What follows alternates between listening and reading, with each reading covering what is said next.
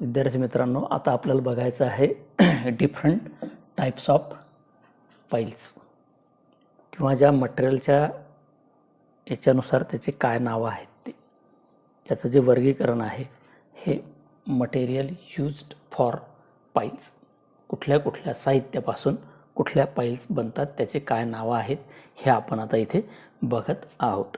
तर बघा, लाकूड जर वापरलं पाईलसाठी तर त्याला टिंबर पाईल्स असं म्हणतात. त्यानंतर दुसरे आहे सिमेंट कॉन्क्रीट पाईल. तर या सिमेंट कॉन्क्रीट पाईलमध्ये एकतर प्रीकास्ट असतात किंवा कास्ट इन सिटू प्रकारच्या पाईल्स असतात. प्रीकास्ट म्हणजे आधीच तयार करून ठेवलेली पाईल की जी डायरेक्ट जागेवर नेऊन ठोकल्या जाते, आणि दुसरी जी असते ती बोर केल्या जातं, तिथं गड्डा खोदल्या जातो बोरिंग मशीनसारखा खोल, आणि त्याच्यामध्ये पाईल भरल्या जाते, कॉन्क्रीट भरल्या जातं, तिला म्हणतात कास्ट इन सिटू पाईल. त्याच्यानंतर कास्ट आयर्न पाईल. तर ही जी कास्ट आयर्न पाईल आहे हिच्यासाठी पाईप असतो, त्या पाईपामध्ये कॉन्क्रीट भरल्या जातं. तर कास्ट आयर्न पाईल आपण याच्या व्यवस्थित फिगर किंवा चित्र पुढील PPTवरती बघूयात. त्यानंतर असतात स्टील पाईल्स, यामध्ये वेगवेगळ्या स्टीलचे सेक्शन्स वापरले जातात. त्यानंतर असते सँड पाईल आणि रफ आयर्न पाईल्स.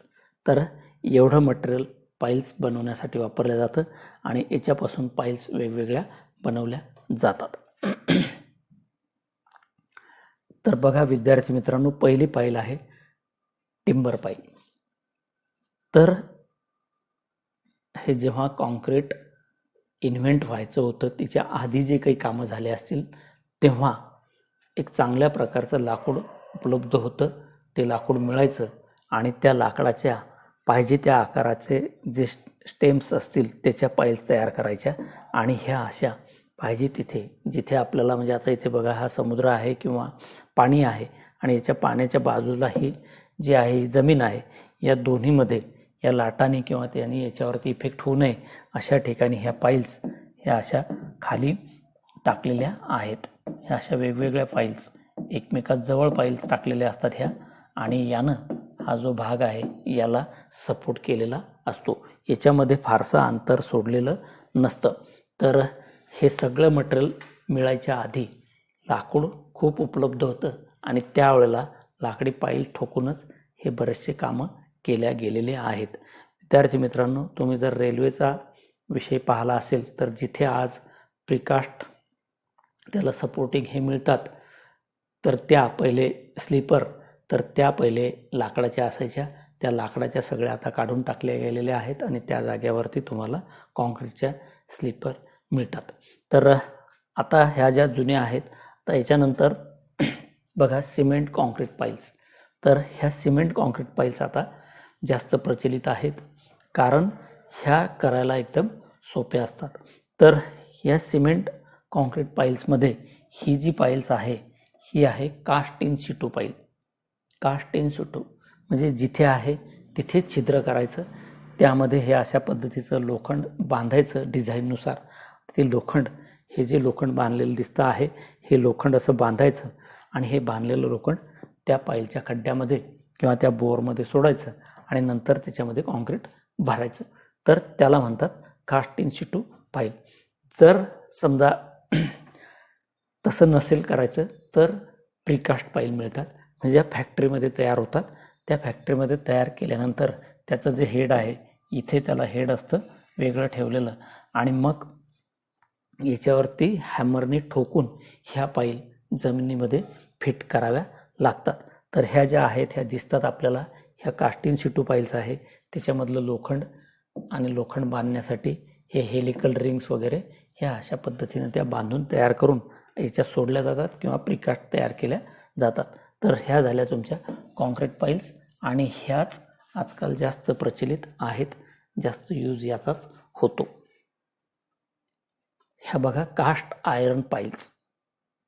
तर हे जे काही पाईप्स आहेत या पाईपच्या मध्ये आपल्याला कॉन्क्रीट भरल्या जातं आणि हे पाईल्स याच्यामध्ये ठोकल्या जातात. तर याला म्हणायचं आहे कास्ट आयर्न पाईल्स.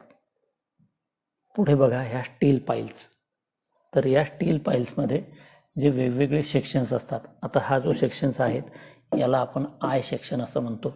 हे आय सेक्शन याच्यामध्ये ठोकलेले आहेत, उभे केलेले आहेत, की जेणेकरून जे वजन आहे ते खूप खोलपर्यंत नेऊन आपल्याला ट्रान्सफर करायचं आहे आणि त्याच्यासाठी हे एवढ्या खड्ड्यामध्ये एवढे सगळे सेक्शन्स ठोकून वजन सहन करण्याची किंवा पेलण्याची क्षमता वाढवण्यासाठी हे एवढं स्टील त्याच्यामध्ये टाकलं गेलेलं आहे.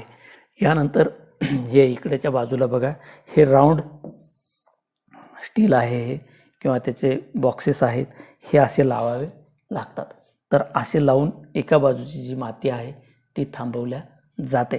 हे जर बघायचं झालं तर ह्या अशासुद्धा काही ठिकाणी ह्या ज्या गोष्टी आहे ह्या ठोकल्या जातात आणि हे ठोकून इकडचं जे आहे किंवा एका बाजूचं जे साहित्य आहे ते सांभाळून ठेवल्या जातं.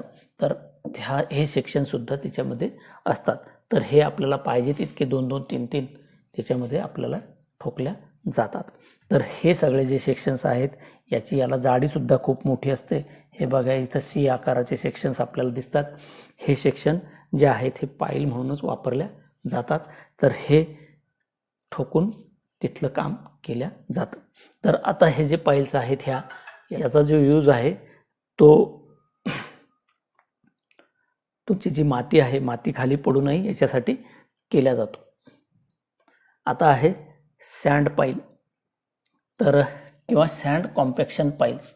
तर विद्यार्थी मित्रांनो, जेव्हा तुमची हे भुसभुशीत असते माती, तर अशा वेळेला काय केलं जातं, ही जी काही इकडे सँड दाखवलेली आहे ही सँड त्या मातीमध्ये भरल्या जाते. म्हणजे बघा, जिथे आपण पाईल तयार केली किंवा खोदून पाईल तयार केली, बोर तयार केलं, त्या बोरमध्ये माती भरल्या जाते आणि ती प्रेशरनं ठासल्या जाते. तिच्यासाठी हे असे बोर केला जातो आणि या बोरमधून ज्या खालीपर्यंत न्यायचं तिथपर्यंत नेऊन याच्यामध्ये या पाईपात माती भरल्या जातं. याच्यामध्ये हॅमर किंवा ठोकण्याची व्यवस्था केलेली असते. त्या पाईल्सनं ही जी रेती आहे याच्यामध्येही ठोकल्या जाते. आणि बघा, जी सुरुवातीला आहे नंतरचं असं करत करत ही इथे एवढी जाड तयार झाली.